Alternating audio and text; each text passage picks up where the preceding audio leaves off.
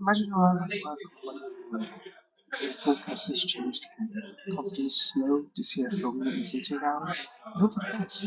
What if you already knew the problem, cause, exactly what to do about it? That's a supply wise engine. It does not just fix numbers, it gives you the confidence to stand behind them. Welcome to our presentation. Today, our team, SupplyWise, is presenting a solution for challenge 3.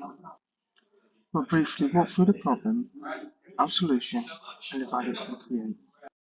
This is our wonderful team. Each month, program directors submit forecasts to the CFO. Those forecasts are often inaccurate and confidence is low.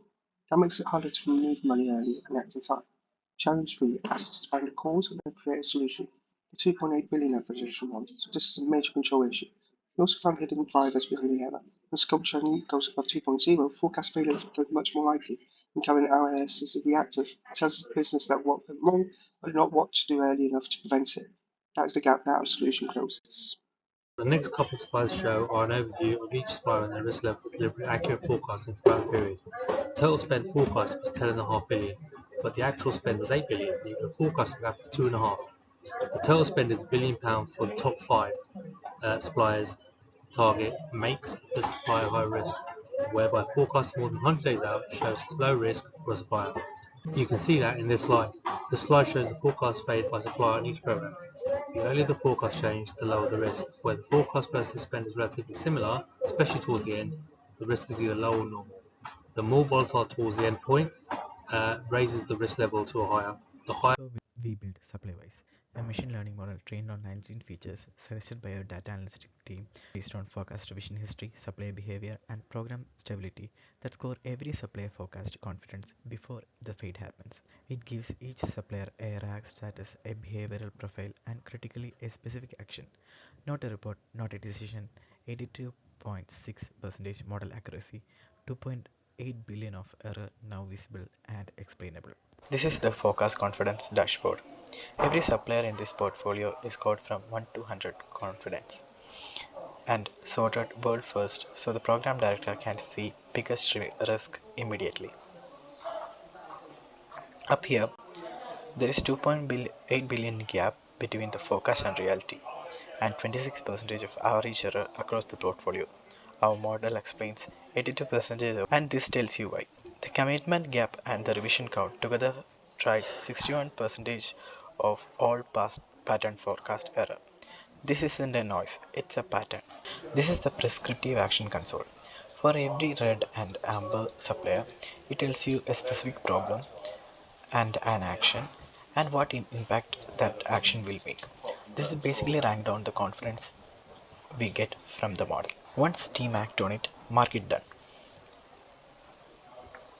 And once team act on it, mark it done. So aggregate everything up to program level.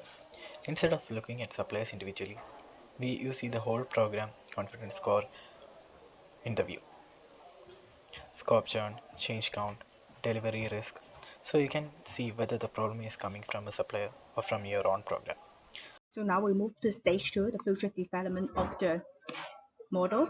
And we would like to add 3 features. The first one is the smart data injection feature on the landing page, which include automated data loading and validation bots. The second one is the AI explainer, the insight engine. It is the integrated LLM for natural language explainability.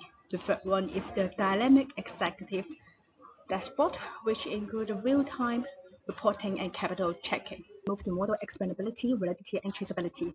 So if we look at the visual the right-hand side, we will see the R-squared, the goodness of it. So it shows that our model generalized across unseen data with 81.5% accuracy. Thinking of this matrix as a predictive filter, it allows us to process 1,000 supply chain entries and instance separately 88% of predictive spend from the high-risk alliance.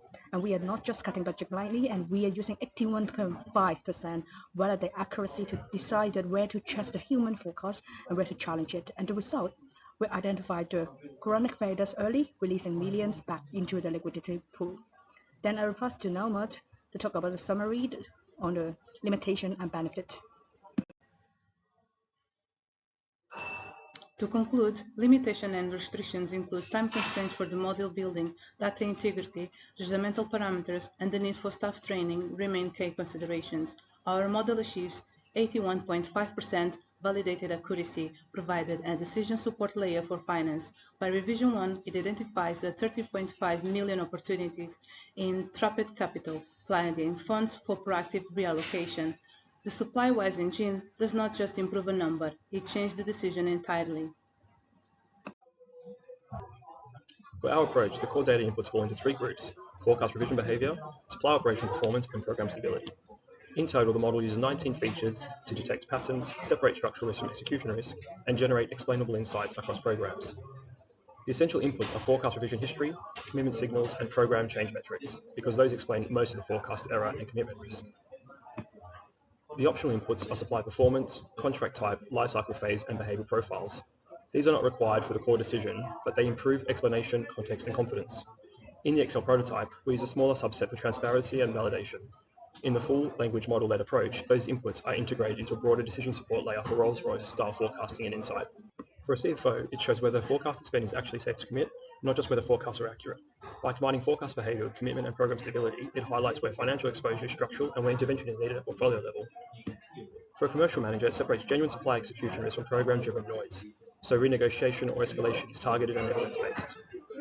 For project controls, it shows whether the plan itself is stable. Forecast fade, late revisions, and repeated scope change provide early warning, governance, or planning breakdown before issues appear in headline cost reporting. The issue is that it depends on the quality and scope of the underlying data. We have based conclusions on how forecasts, commitments, and changes evolve over time in the data, not on stated plans or single performance metrics, for example, client requirements or design changes. With more time, we would seek to integrate upstream data, for example, scope decisions, schedule maturity, and commercial milestones, to better calibrate thresholds. We believe this would enhance the language model from strong decision support to a predictive and scenario-based guidance.